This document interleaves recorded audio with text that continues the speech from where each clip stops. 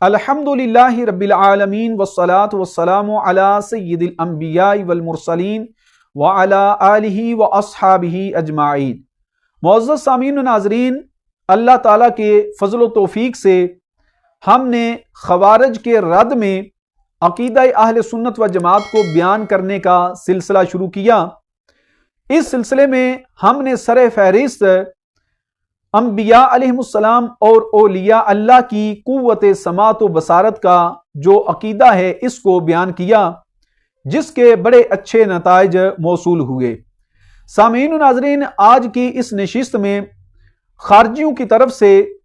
انبیاء علیہ السلام اور اولیاء اللہ کی قوت سماعت و بصارت کے خلاف جو دلائل پیش کیے جاتے ہیں، ان کی ایک دلیل کا جواب بندہ ناچیز آپ کے سامنے عرض کرے گا۔ سامعین و ناظرین، اس بات کو ہمیشہ یاد رکھیں کہ خارجی لوگ جو ہیں،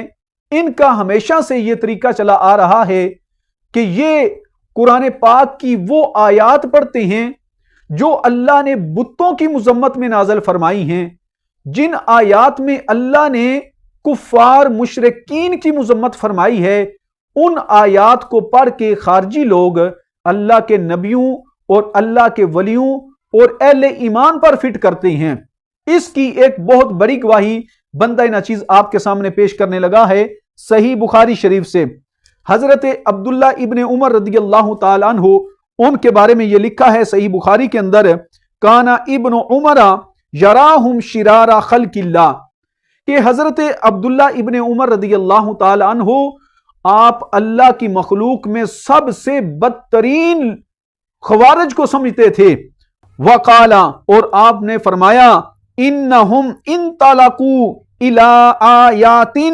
نزلت فی الکفار فجعلوها علی المؤمنین۔ عبداللہ ابن عمر آپ نے فرمایا کہ یہ خارجی لوگ جو ہیں، یہ وہ آیات جو کفار کے متعلق اللہ نے نازل فرمائی ہیں، ان آیات کو پڑھ کے یہ اہل ایمان پر فٹ کرتے ہیں۔ تو سامعین و ناظرین، اس بات کو ہمیشہ یاد رکھیں کہ خارجیوں کا ایک بہت بڑا یہ دھوکہ ہے، ان کی بہت بڑی ایک یہ چلاکی ہے کہ یہ سادہ لو مسلمانوں کے سامنے وہ آیات پڑھتے ہیں جو بتوں اور کفار کی مذمت میں نازل ہوئی ہیں۔ ان آیات کو پڑھ کے معاذ اللہ یہ ان آیات کو اللہ کے نبیوں اور اللہ کے ولیوں اور اہل ایمان پر فٹ کرتے ہیں۔ یہی حال خارجیوں کی اس دلیل کا ہے کہ خارجی اللہ کے نبیوں اور اللہ کے ولیوں کی قوت سماعت کا انکار کرتے ہیں، اس پر اپنی طرف سے ایک دلیل پیش کرتے ہیں، اور دلیل بھی وہ قرآن سے پیش کرتے ہیں۔ سورہ الرعد کی آیت نمبر 14 پڑھتے ہیں،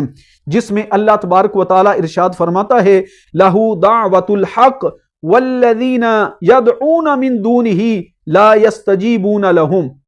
یہ آیت خارجی لوگ پڑھ کے اس سے اللہ کے نبی صلی اللہ علیہ وسلم کے سننے کی طاقت کا انکار کرتے ہیں، اس سے اللہ کے ولیوں کی قوت سماعت، ان کی سننے کی جو طاقت ہے اس کا انکار کرتے ہیں۔ اس آیت کا ترجمہ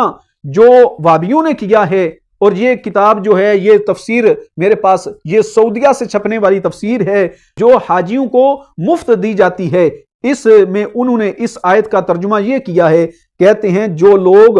اوروں کو اس کے سوا پکارتے ہیں وہ ان کی پکار کا کچھ بھی جواب نہیں دیتے۔ یہ اس نے ترجمہ کیا اس آیت مبارکہ کا کہ یہ لوگ جو اللہ کے سوا دوسروں کو پکارتے ہیں تو یہ تو ان کی پکار کا کوئی جواب بھی نہیں دیتے۔ اب میں آپ کے سامنے اس بات کی حقیقت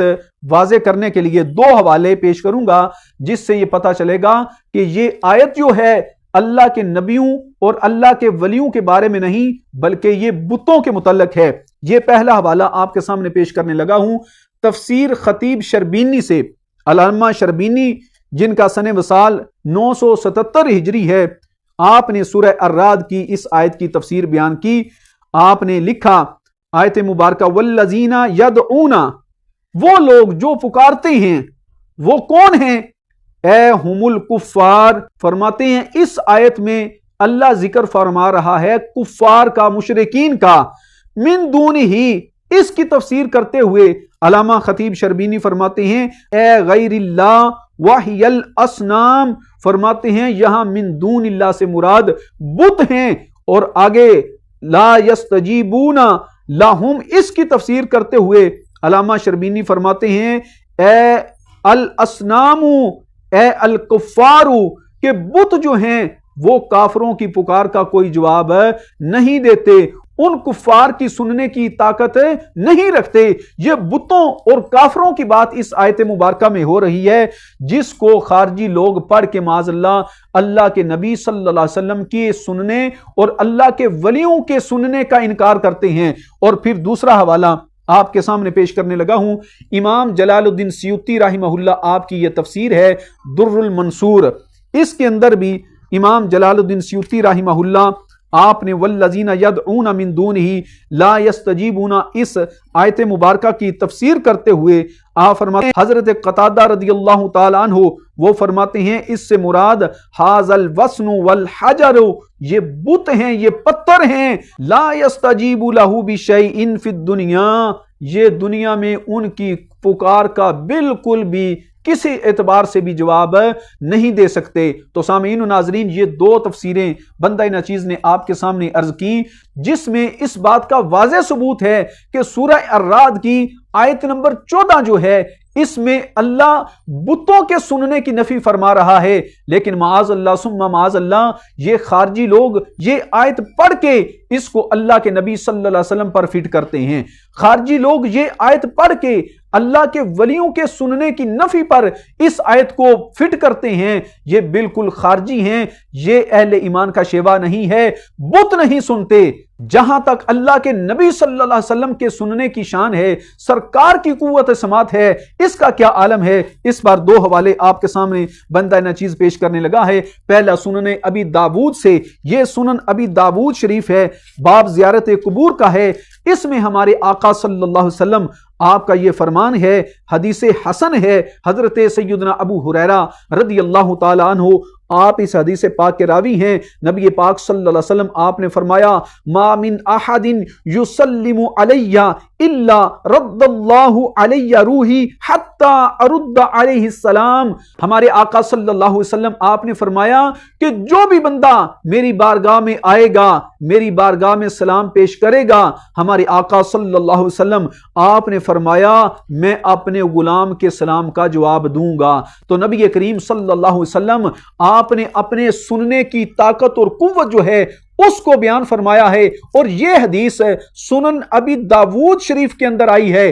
یہ قصہ کہانی نہیں ہے، یہ سنن ابی داود ہے، اور وہابیوں کے امام ناصر الدین البانی نے اس حدیث کی سند کو حسن کہا ہے۔ تو اس حدیث پاک سے سامعین و ناظرین یہ بات بالکل واضح ہوئی کہ ہمارے آقا صلی اللہ علیہ وسلم آپ کو اللہ تعالیٰ نے ایسی سننے کی قوت عطا فرمائی ہے کہ قیامت تک آنے والا جو بھی مسلمان نبی کریم صلی اللہ علیہ وسلم کی بارگاہ میں جا کر سلام پیش کرے گا، اللہ کے محبوب صلی اللہ علیہ وسلم اس کے سلام کو سماعت بھی فرمائیں گے، اور نبی صلی اللہ علیہ وسلم اس کے سلام کا جواب بھی ارشاد فرمائیں گے۔ اس بارے میں ایک اور حوالہ آپ کے سامنے پیش کرنے لگا ہوں، یہ میرے پاس امام جلال الدین سیوطی رحمہ اللہ ان کی کتاب ہے الحاوی للفتاوی، اس میں مسند ابی یعلا کے حوالے سے، اور یہ حدیث پاک جو ہے وہابیوں کے امام ناصر الدین البانی اس نے اپنی کتاب سلسلۃ الاحادیث صحیحہ کے اندر بھی اس کو نقل کیا ہے اور لکھا ہے اور تسلیم کیا ہے کہ یہ حدیث جو ہے یہ بالکل صحیح ہے۔ ہمارے آقا صلی اللہ علیہ وسلم آپ نے فرمایا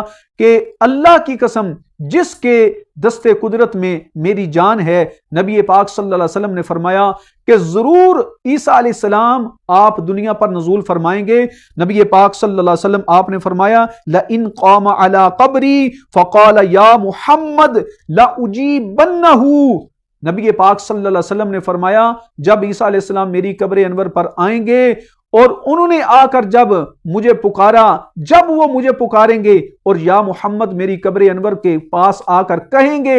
ہمارے آقا صلی اللہ علیہ وسلم نے فرمایا لَأُجِيبَنَّهُ، ضرور میں ان کو ان کی اس پکار کا جواب دوں گا۔ تو اس سے سامعین و ناظرین آپ یہ اندازہ لگائیں کہ ہمارے آقا صلی اللہ علیہ وسلم تو واضح فرما رہے ہیں